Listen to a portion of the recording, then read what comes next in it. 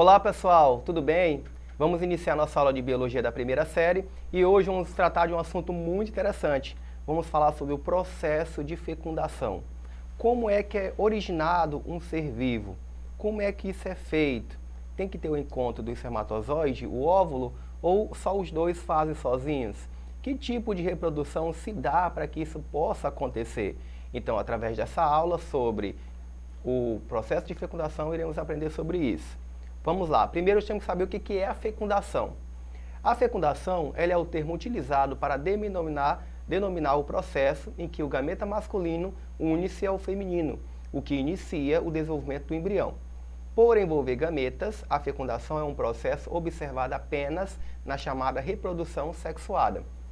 Formam o zigoto, que passa por muitas divisões celulares, originando um embrião que se desenvolverá em um novo ser. Então, conforme vocês estão vendo a figura, essa figura que vocês estão vendo aí é um embrião, essa bola azul. Para que isso aconteça, é necessário, então, que tenha o encontro do espermatozoide e o óvulo, que nesse caso aí vai chamar o processo de formação do embrião. E aí, quando tudo acontecer durante esses tempos de gestação, vai formar um novo indivíduo que tem que parecer, então, com os pais. Então, o processo de fecundação, ele é um processo que ocorre no tipo de reprodução sexuada, ou seja, tem que ter a participação de gametas. Eu vou ter tanto gameta masculino como gameta feminino. Então, esses dois gametas eles vão se fusionar durante aí o período de fertilidade. E aí, quando eles se fusionam, eles vão formar, então, o chamado embrião, que vão passar por diversas divisões celulares. Essas grandes divisões celulares, elas vão aumentando esse número dessa célula até desenvolver órgãos, tecidos e formar, então, um novo indivíduo. Características da fecundação. Os gametas femininos dos animais recebem o nome de óvulos e os masculinos recebem o nome de espermatozoide. Nas plantas, os femininos são oosferas e os masculinos são heterozoides. Nas espécies de animais e plantas cujos sexos são separados, possuem órgãos sexuais femininos ou masculinos. Os gametas são produzidos por indivíduos diferentes e chamados de dioicos. Nas espécies monóicas, também chamadas de hermafrodita, os indivíduos possuem tanto órgãos masculinos como femininos, portanto produzem dois gametas. Então, quando se fala de animais dioicos, nós estamos falando de animais que têm sexos separados. Ou seja, eu vou ter tanto a figura masculina, que tem a formação do espermatozoide, como a figura feminina, que vai formar o óvulo. Quando se trata de plantas, eu vou chamar de espermatozoide e óvulo? Não. Quando se trata de plantas, no feminino eu chamo de oosfera. E na masculina eu chamo de anterozoides. Os dois também vão se encontrar por reprodução sexuada e aí vão formar um novo indivíduo, né? Vai ter essa multiplicação de células. Quando se fala, então, por exemplo, do ser humano, nós temos aí o espermatozoide, né, que é a célula sexual masculina. Esse espermatozoide é formado por uma cabeça. Nessa cabeça temos o acrossoma e o núcleo, que contém o material genético. E também tem a cauda, que serve justamente para a locomoção desse espermatozoide até encontrar o óvulo aí lá nas tubas uterinas. Nós temos também o óvulo. Esse óvulo ele tem um núcleo. Nesse núcleo também tem o DNA. E esse óvulo também ele é formado por algumas camadas. Essas camadas elas servem como proteção para o óvulo. Tem a camada radiata, tem a zona pelúcida, tem o próprio citoplasma.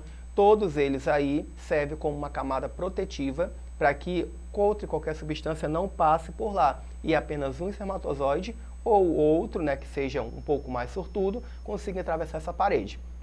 Temos também os animais chamados de monóicos. Quando eu falo de animais monóicos, eu estou falando daquele animal que contém aí lá os dois sexos. Ele tanto vai ter o sistema reprodutivo masculino, como vai ter também o sistema reprodutor feminino. E aí, quando ele tem os dois, a gente pode chamar também de hermafrodita. Mas o termo mais utilizado é monóico. Então, ele consegue se reproduzir sexuadamente. Então, nesse caso, nós temos aí um indivíduo que ele pode produzir os dois gametas. Tipos de fecundação. Nós temos aí a autofecundação. Nas espécies monóicas, em especial nas plantas, os gametas masculinos podem fecundar os femininos do mesmo indivíduo. Nesse caso, não há troca de gametas entre os indivíduos diferentes, ocorre a chamada autofecundação. As plantas possuem alguns mecanismos bioquímicos para evitar a autofecundação e permitir a união dos caracteres de organismos diferentes. Algumas criam barreiras entre os órgãos masculinos e femininos. Por exemplo, esses órgãos amadurecem em épocas diferentes.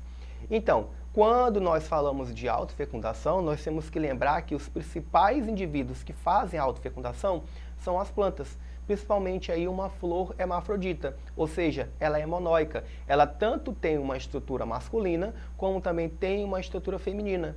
Então, eles podem fazer a chamada de autofecundação, ou seja, ela mesma vai se autofecundar. Quando vocês observam aí, por exemplo, essa flor, essa aí é o esquema de uma flor hermafrodita, mostrando os órgãos femininos, que é a parte do estilete e estigma, e tem também o masculino, né, que também é chamado de estames, e eles estão presentes na mesma flor. Então, quando vocês observa que essa parte mais de baixo, nós temos aí o pedúnculo, o receptáculo floral. Bem acima nós temos o ovário. Dentro do ovário, então, eu vou ter a parte feminina, né, que corresponde, então, aí ao DNA, que vai possuir metade do número de células. Então, quando vocês podem observar, nós temos a estrutura masculina e nós temos aí os estames antero-filete.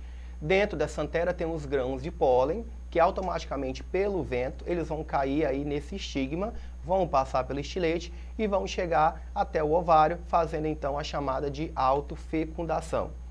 Nós temos também a fecundação cruzada. Na maioria dos seres vivos, sejam dioicos com sexos separados ou monóicos, há troca de gametas entre indivíduos diferentes. Os gametas se encontram e se fundem em um processo chamado de fecundação cruzada. Na fecundação cruzada, as características dos indivíduos diferentes se misturam. Isso aumenta a variabilidade genética, que é uma vantagem, pois isso torna descendentes mais fortes. A união dos gametas pode acontecer de duas formas diferentes. Pode ser interna ou externa. Então, conforme vocês estão vendo na figura, nós estamos vendo aí duas minhocas, que são dioicas, né, são sexos separados, e elas estão fazendo a chamada cópula, né, elas estão encostando a estrutura reprodutiva masculina e feminina, e aí elas estão fazendo a liberação aí, então, das células sexuais. Nesse caso, quando eles fazem isso, eu chamo de reprodução do tipo sexuada, que ela me dá uma variabilidade genética muito maior. E essa variabilidade genética, ela faz com que os indivíduos se tornem até um pouco mais diferentes, né? Pode se tornar um pouco mais fortes em relação à prole anterior. Ou também pode ter algum problema em relação à apresentação de alguma doença ou algo do tipo. Isso quando se fala do organismo humano. Mas em outros animais, justamente isso pode dar para eles uma característica mais forte, tá? E isso então, essa união de gametas, ela pode acontecer tanto de forma interna, ou seja, quando tem a cópula, como pode acontecer de forma externa, conforme vocês estão vendo na figura. Existe a chamada fecundação interna. Nesse tipo, observa-se a junção do gameta masculino e feminino no interior do corpo daquele que produz gameta feminino. Então, observando a figura, nós estamos vendo então a cópula entre galináceos. Eu tenho o galo e a galinha, então tem que ocorrer a cópula. Ocorrendo a cópula, então nesse caso, o macho ele injeta o espermatozoide diretamente no corpo feminino da fêmea, que ele vai de encontro então ao óvulo, formando então um novo tipo de fecundação interna que vai gerar então o desenvolvimento do ovo. Na fecundação externa, nós temos aí que ela ocorre fora do corpo, ou seja, no ambiente. Podemos tirar então relação dos peixes. Por exemplo, os peixes no sistema reprodutivo, no acasalamento, eles ficam dançando na água. E aí o macho libera o espermatozoide na água e a fêmea libera os óvulos. Então eles vão se encontrar fazendo fecundação externa.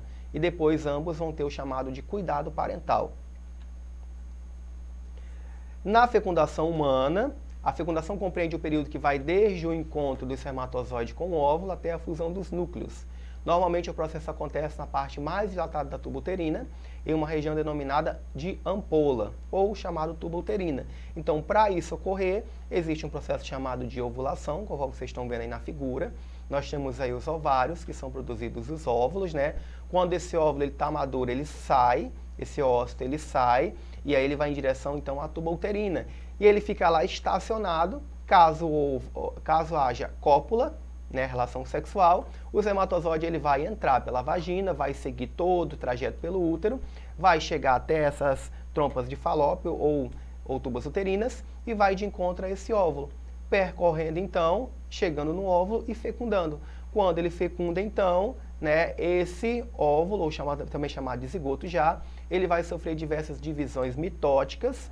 E à medida que ele vai sofrendo divisão mitótica, ele vai caminhando, né, ou bolando em direção ao útero, para ele poder fazer a implantação, que eu chamo de nidação. É muita informação? É, mas a gente vai ter uma aula específica sobre como se dá o processo de gravidez, tá? Por enquanto, esse processo de fecundação, vocês têm que compreender primeiro que é a parte que o espermatozoide ele vai de encontro ao óvulo, formando então o chamado zigoto. Penetração do espermatozoide pela corona radiata, um grupo de células do folículo ovariano, envolve o ovócito, e depois a penetração do espermatozoide na zona pelúcida, isto é, a chamada glicoproteína que circula o ovócito. E depois tem a fusão das membranas do espermatozoide com a membrana do ovócito. Então, como eu havia falado anteriormente, o óvulo ele tem uma certa proteção. Ele tem tanto a corona radiata, aí como a zona pelúcida, né, para proteger esse óvulo. Após a penetração do espermatozoide, a membrana do ovócito se torna assim impenetrável para os espermatozoides. O ovócito, então, ele retorna à segunda divisão meiótica. Forma-se o pronúcleo feminino e o masculino, que se fundem. A fecundação garante um número diploide de cromossomos na nossa espécie, seja restaurado e que o sexo do indivíduo seja determinado até que se inicie o desenvolvimento embrionário. Todo esse processo de fecundação humana, ele é um processo um pouco mais lento, não é de um dia para o outro, tá? Mas aí ocorrem diversas aí divisões mitóticas e meióticas para poder chegar até o final do início da gravidez.